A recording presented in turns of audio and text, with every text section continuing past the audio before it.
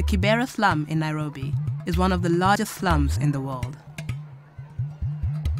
For its estimated 1 million residents, it is a daily struggle to survive.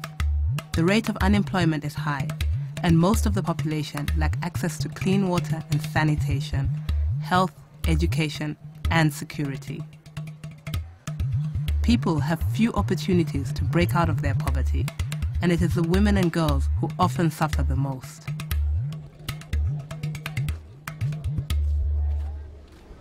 Mon loko hala, wachandra chanda wadwara kureka wachiem, nyithindo be wango kaka wakonyre kodonge.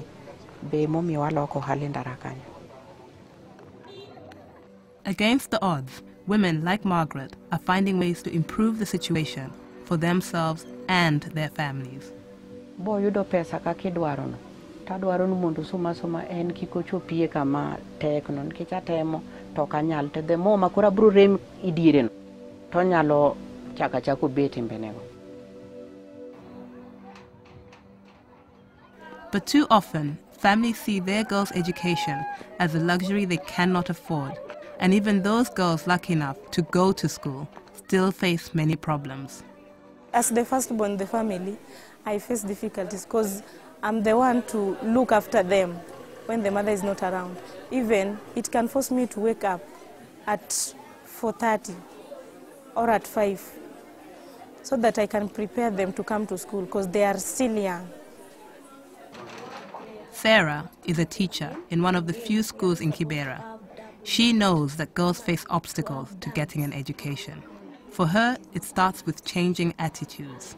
Boys in our families, they tend to be given the opportunity to relax and to read, to learn.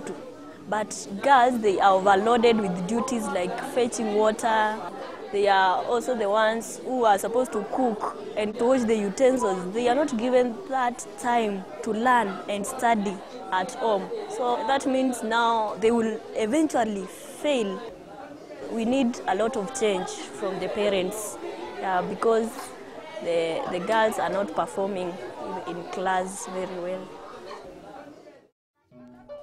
The high incidence of HIV and AIDS among the population means that many parents look after not only their own children, but also the children of those who have died from the disease. Alice works hard selling vegetables in the local market, but she can hardly feed her family. So many children have been orphaned. By the end of the day, I end up with 10 children in my house. In the evening, I come with very little in the house, which is not enough. She knows all too well that girls face tough choices growing up in Kibera. If I have big girls, they will say, okay, all right, mommy or auntie has struggled to bring this small flour. Why don't I look for oil for cooking it? And how do they look for it? They go and befriend men around who have little to part with. And so that is how life goes on.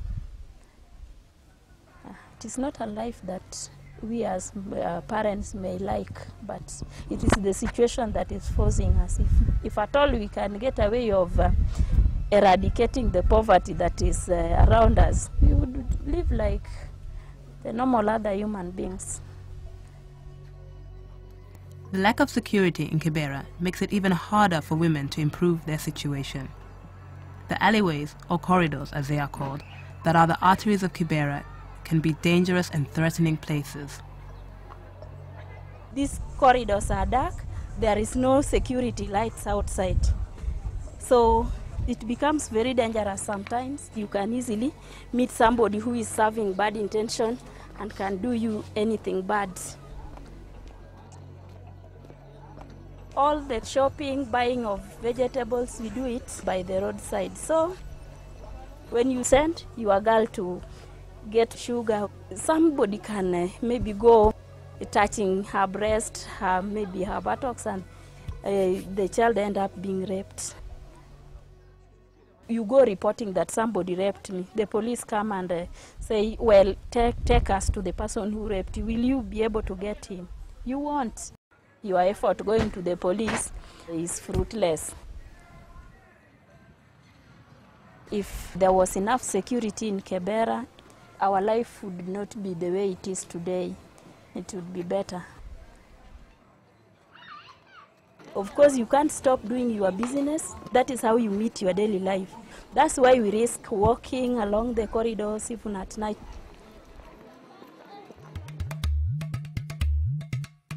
If everything was in order in Kibera, we would live a completely different life. We would be able to increase our investments for better livelihood.